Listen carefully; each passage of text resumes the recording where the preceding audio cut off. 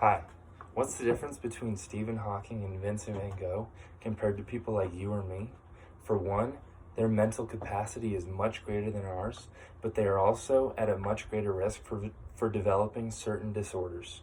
People like Stephen Hawking and Vincent van Gogh, or those in the 98th percentile of intelligence, have a broader and deeper capacity to comprehend their surroundings. The hyperbrain hyperbody theory described by Ruth I. Karpinski connects heightened intellectual stimulation with disorders such as ADHD, autism, allergies, anxiety, and much more. Those with high IQ are at a greater risk for developing various physiological and psychological disorders. First, I'll introduce what IQ is and what it means to have a high IQ. Then I'll go into the 2015 Mensa study group and discuss the results they found. First, let's break down what is IQ. What is the intelligence quotient, or IQ? It is a numerical representation of the intellectual capabilities of a person. The average IQ is 100, above average is 116, and high is 130. According to Pietrangelo, membership in Mensa, the High IQ Society, includes people who score in the top 2%, which is usually 132 or higher. IQ has changed over time. Stephen Hawking and Albert Einstein are said to have scored 160. Terence Tao, a UCLA professor for mathematics, is said to have an IQ of 220 to 230. IQ indicates how individuals' intelligence compares to other people their age. Tests are given by trained administrators and test language, reasoning, processing speed, and mathematics. IQ signals advanced reasoning and problem-solving abilities and intelligence potential. It does not indicate how your life will turn out. There are inaccuracies in the scoring, and it's not a definite measurement of intelligence. A person with a low IQ can find more success than a person with a high IQ, and vice versa. After having a better understanding of IQ, it's time to discuss the 2015 Mensa study group. The American Mensa Ltd. Is a society for those who've scored 98th percentile at some point in their life on a proctored intelligence test administered by a trained administrator. The American division of Mensa has 55,000 members. The number of members used for this study was 3,715, the majority of them being older European American males.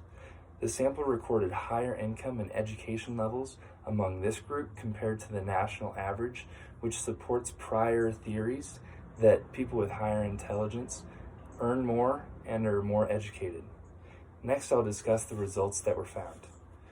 People with a high IQ have been shown to have a higher prevalence of disorders.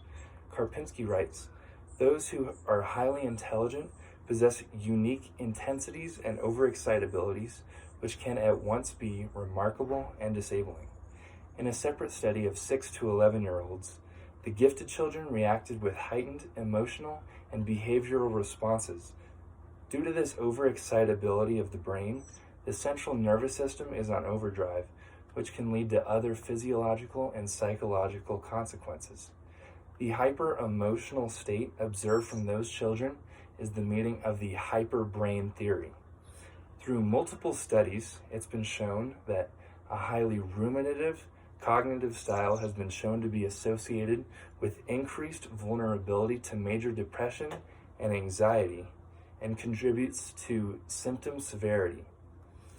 Worry is the underlying cognitive response which leads to general anxiety disorder.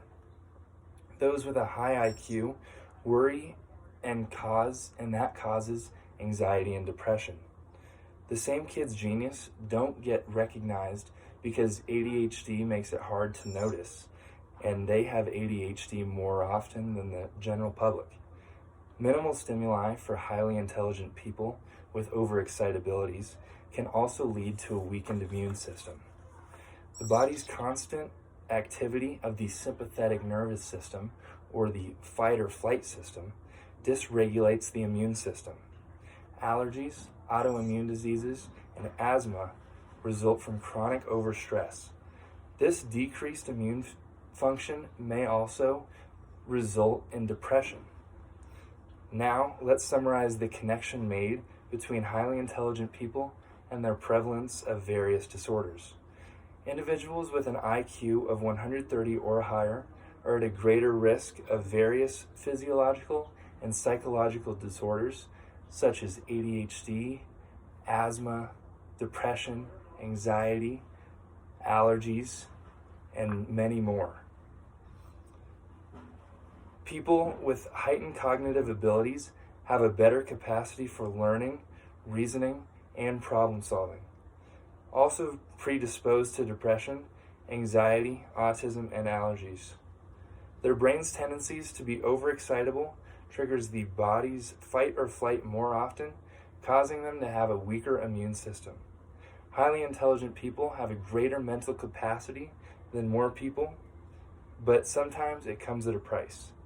Both Hawking and Van Gogh battled disorders, ALS and depression, and many other geniuses pose the same diseases.